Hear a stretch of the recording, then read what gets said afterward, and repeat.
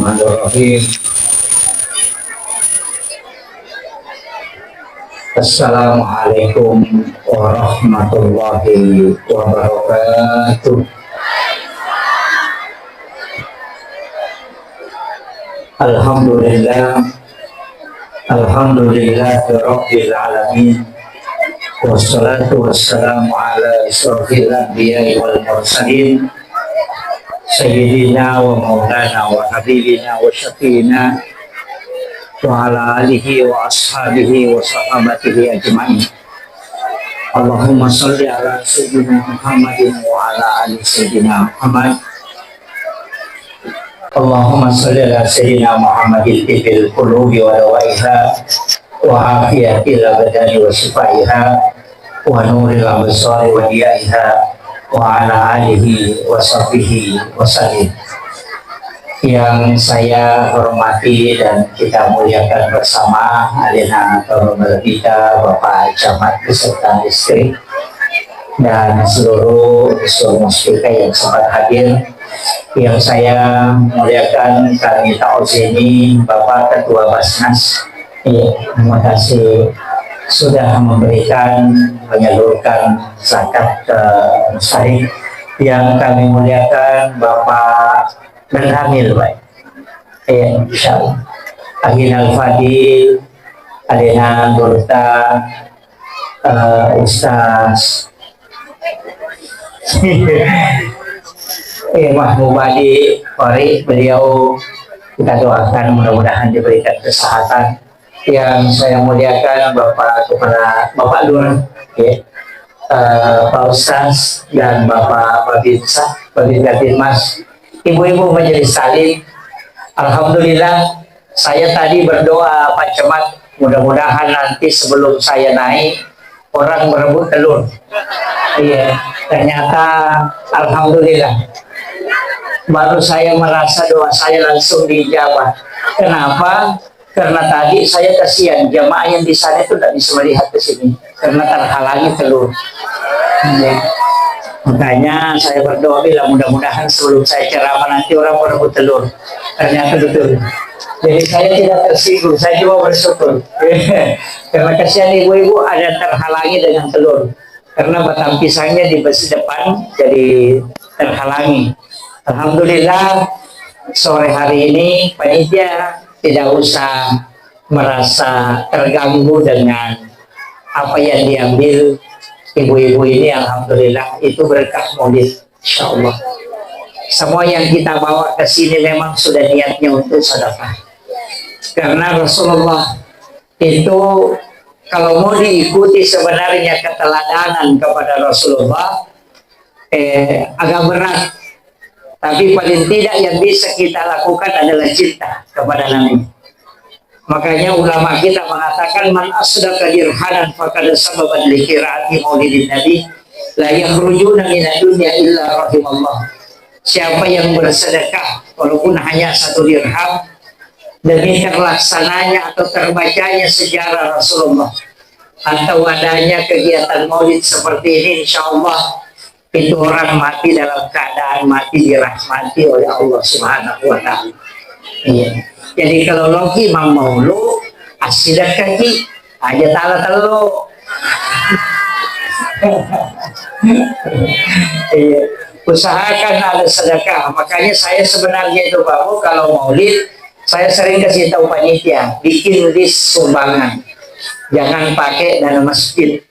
Iya. Jangan pakai dana masjid. Karena ada beberapa saudara-saudara muslim kita yang tidak bermaulid dan itu merasa ketika uang yang dia sedekahkan di masjid itu dipakai bermaulid, itu dia anggap itu bid'ah.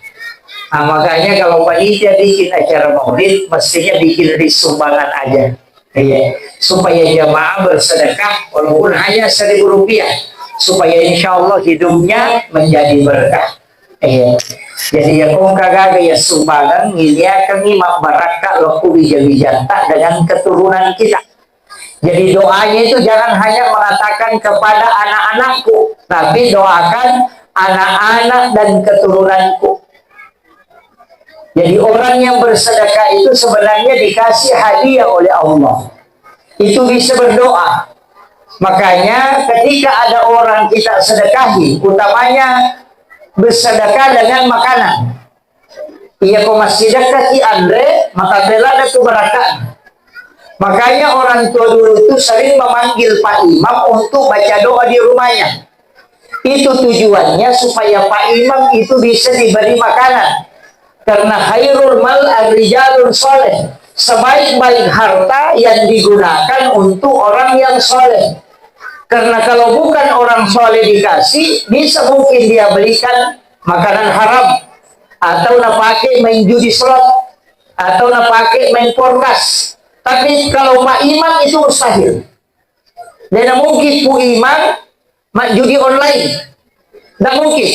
Makanya uang yang diberikan, harta yang diberikan kepada orang soleh pasti dimanfaatkan juga untuk kebaikan. Dan itulah barakahnya nanti lari ke anak-anak kita. Orang yang sering bersedekah makanan, lihat anaknya, insya Allah itu akan diberikan barakah. Dan dari dulu ulama kita menyampaikan, jadi sedekah makanan itu enggak hal yang tidak kecil nilainya, Bu, dalam kehidupan. Magina mega anak-anak betah, magina mega anak-anak cemang kaliga dan atau batonna. Kenapa banyak anak-anak susah dikasih masuk ke pondok, susah diatur di pondok, bahkan anak-anak kita sudah pondok tapi masih susah diatur. Kenapa? Karena tercabut barakah dari orang tuanya. Itu sebenarnya kuncinya. Makanya sekarang ini lagi ada yang viral di Trans 7. Yang penghinaan, dikatakan penghinaan ke kiai. Ketika santri jabat tangan dengan gurunya, kemudian dia sedekahi, ada yang 2.000, ada yang 5.000. Itu tradisi pesantren. Kenapa? Karena itu menjadi doa kepada anak-anak itu. Mudah-mudahan sedekah itu nanti anak-anak ini menjadi diberikan keberkahan oleh Allah Subhanahu wa Ta'ala.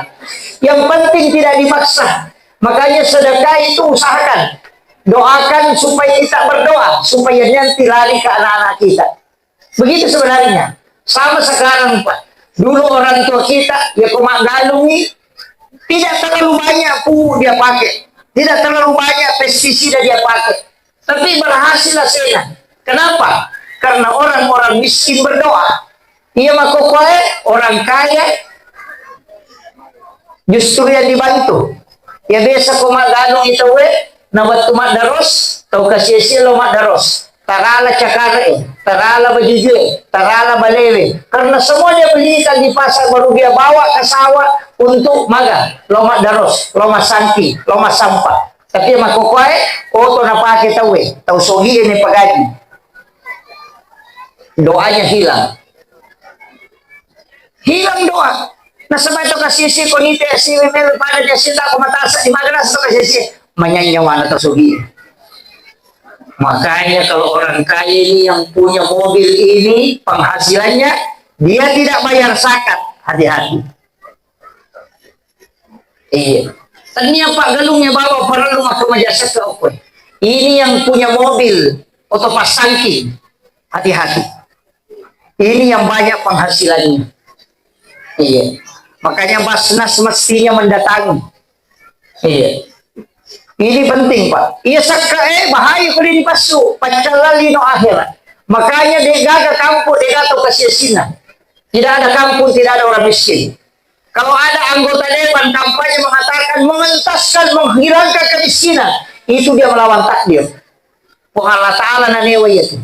Mestinya orang kaya ini protes kalau orang miskin mau dihilangkan. Makanya, nasabah kapan dia tahu kasih tama mana neraka atau sugi. Karena zakatnya orang kaya tidak akan tersalurkan kalau tidak ada orang miskin. Makanya orang miskin itu ada tujuannya untuk menyelamatkan orang kaya. Iya tuh tau kasih kok dia terima zakat atau sugi. Dia tidak berdosa. Ya kung kata kasih kung makanya ya jaga terima itu zakat. Pareho nilo bolang. Agak menanti ko atau sugi kung dia agak terima zakat. Coba. Orang miskin kalau tidak terima zakat, dia tidak masuk neraka. Tapi orang kaya kalau tidak tersalurkan zakatnya, pasti masuk neraka. Dipastikan itu. Karena dia akan dibakar dengan hartanya. Hati-hati kini malongi dalutan. 653 kilogram. Jadi pikul setengah penghasilan bersih dari persawahan, dari panen, tapasuni 5%. Itu namanya tidak banyak. Jadi makanya kok 10 tahun tetap 5%, 30 tahun tetap 5%, tidak berubah persennya, cuma minimal 653 kilogram. Itu minimal. Iya kalau 500 nih, maka dari 500 kilo sas aja datang aja sekarang, tidak ada zakatnya itu. Andre mana nih? Iya, saya pakai bahasa Indonesia atau bahasa Bugis? Yang tidak tahu bahasa Bugis kan? Tidak ada. Masalahnya saya tadi dibisik, bilang ada di situ tidak bisa bahasa Bugis. Jadi mau bahasa Indonesia kak, jadi manusia Rodina. Kemudian, tapi pada radio bisa bahasa Bugis. Oh iya. Jadi, pasangnya maulud itu menjadi mencuri selumpe pada izin kita. Kita mau ikuti akhlak perilaku kehidupan sehari-hari Rasulullah. Yang kuncinya Rasulullah itu adalah orang yang sangat penyayang. Itu yang paling kuat daripada diri Rasulullah. Azizun alaihi ma'anittum harisun alaikum bil mu'minina ra'ufur rahim. Nabi itu kasih sayangnya luar biasa. Bahkan, ini saking sebenarnya Nabi itu pengen sekali, senang sekali sholat. Tapi Nabi sholat tarawih hanya 3 malam berturut-turut pergi ke masjid. Kenapa? Karena dia khawatir kalau memberatkan untuk umatnya, sehingga dia fokuskan ibadah di malamnya, tapi kelelahan ketika dia puasa di siang harinya. Jadi coba, Nabi itu pernah ingin mewajibkan siwak. Kita tahu siwak, Bu? Itu yang kayu yang digosokkan ke gigi, bukan sikat gigi. Kayu yang digosokkan ke gigi, itu siwak. Nabi pernah ingin mewajibkan itu, tapi apa yang dia ingat? Kalau saya wajibkan ini nanti memberatkan untuk umat. Makanya Nabi tidak wajibkan siwak ketika mau sholat. Makanya sangat utama itu bersiwak sebelum sholat. Orang yang rajin bersiwak itu sebelum sholat tidak ubanan. Yang kedua, kuat daya ingatnya. Makanya orang Arab itu banyak yang pakai siwak, tapi yang sudah ubanan tidak apa-apa. Ya, jangan lagi bilang mau terlambat ini, tidak. Ya, tapi uban itu sunnah. Rasul juga kita mengikuti Nabi itu. Makanya ketika ada uban jangan dicabut. Uban itu jangan dicabut. Iya. Itu kalau ubannya itu barakahnya juga itu dari Rasulullah. Itu salah satu kuncinya. Kemudian saya ingin sampaikan ya, Nabi tadi saya mengatakan seandainya dikeneng-ngedenak kita orang yang Nabi masih saya umatna nawajikan isiwa. Itu cintanya Nabi dan kasih sayangnya. Lemah lembut ini dipakai oleh pemimpin ini. Ya kotoma perintah aja atau maki buat aturan yang memberatkan warga. Itu ikut ke Nabi. Iya. Ya kong kagak yurusu aja di rejing, usahakan ipikui carana nama lomo, nama gampang supaya meringankan bebannya orang. Siapa yang memudahkan orang di langit di dunia, maka di langit yang akan memudahkan nanti dan di yaumil akhir. Ya kong kajana teh sumui aja datang. Maka batina Nabi sumui jana sahabana. Nabi suatu ketika kenang Nabi pura masa pada mengalili angkat tahu bawangi na suunta. Makanlah unta. Manre na suunta pilih kapan na subuku. Manre Nabi si sahabana. 7 orang. Manre si bawah. Matangangin manre Nabi si sahabana. Tapaangka salah si sahabana Nabi metu. Ada yang kentut. Dan kentutnya bunyi. Moni. Tapi dia akan bisa makan ini kan betul. Polisi sini mesti ngilik. Giling itu begitu. Nabi apa kata Nabi? Siapa yang punya unta yang gemuk? Coba. Ni gemuk punai unta macomok. Angka nama kena. Saya Rasulullah, ceritakan untamu yang gabu itu bagaimana gabunya. Macuri tadi maku. Makin lagi saya ide nama itu itu. Unta itu cuma besar. Siapa lagi yang punya unta kamu? Dia ceritakan lagi. Ada Rasul begini, kakinya begini. Nah lupa saya tuh. Karena Nabi mengalihkan pembicaraan.